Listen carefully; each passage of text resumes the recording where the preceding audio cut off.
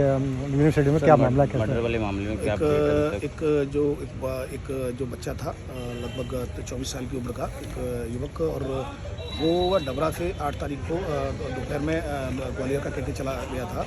उसके बाद जब 8 की रात को भी घर नहीं आया, 9 को परिवार वालों ने उनका गुमनिशान कायम कराया डबरा में, और लगातार टीम ने सर्चिंग किया।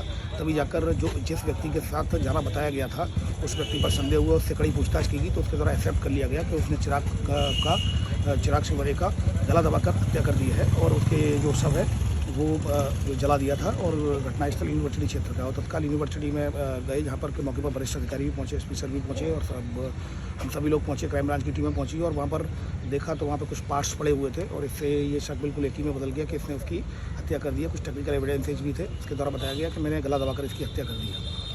उसके बाद एफआईआर रजिस्टर की गई, और उसमें कई आरोपियों के नाम आए, उसमें एफआईआर की गई। लेकिन ये बात बहुत संदेहास्पद थी कि एक व्यक्ति जो कि चिराग शिवरे कदकाठी से काफ़ी मजबूत था, और जो आरोपी बता रहा था कि उसने गला दबा के हत्या की है, तो इसमें काफ़ी संदेह था। इसमें लगातार परसों से क्राइम ब्रांच की टीम और थाना यूनिवर्सिटी की टीम लगातार पूछताछ कर रही थी।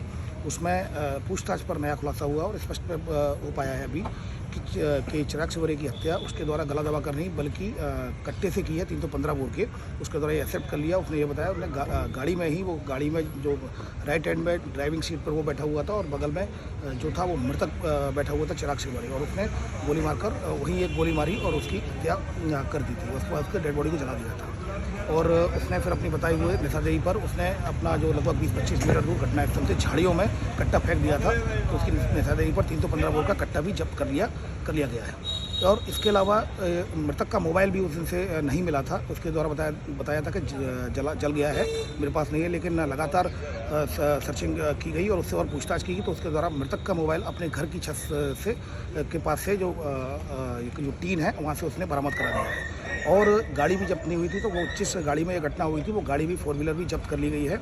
और उसमें कुछ दस्तावेज भी चिराग शिवरे के मिले हैं। स्पष्ट है कि चिराग इसी के साथ था, इसी के द्वारा ही हत्या की गई है। और जैसा कि मैंने बताया, त्रिकोणी प्रेम संघर्ष का मामला था। इसमें चूँकि इसमें त्रिकोणी प्रेम संघर्ष था, ये कहीं ना कहीं इसके अंदर जुनून था इस बात का, और वो इससे काफ़ी मतलब इस बात का जुनून था। वो एक तरफा कह सकते हैं। उसमें उस लड़की का भी, चूँकि लड़की भी इससे लगातार बात करती थी, तो कहीं ना कहीं ये त्रिकोणी प्रेम संघर्ष का मामला था। और इसमें लड़की को भी ग्वालियर से गिरफ्तार कर लिया गया, उससे भी हिरासत में लेकर पूछताछ की गई थी। तो उसकी जो टॉपर लोकेशन ग्वालियर आई थी, लेकिन टेक्निकल एविडेंसेज के आधार पर उसकी लगातार घटना के समय, घटना से पहले और घटना के बाद भी उससे लगातार बात चल रही थी टेक्निकल एविडेंसेज के आधार पर, और भी कई तथ्यों के आधार पर जो लड़की है उसको भी गिरफ्तार कर लिया गया। कुल मिलाकर इस चिराग शिवरे हत्याकांड में 2 आरोपियों को पुलिस के द्वारा गिरफ्तार कर लिया गया है। इसमें एविडेंस जो तथ्यों के आधार पर वैधानिक कार्रवाई सुनिश्चित की। कोई और भी है आरोपी की, सिर्फ 2 आरोपी?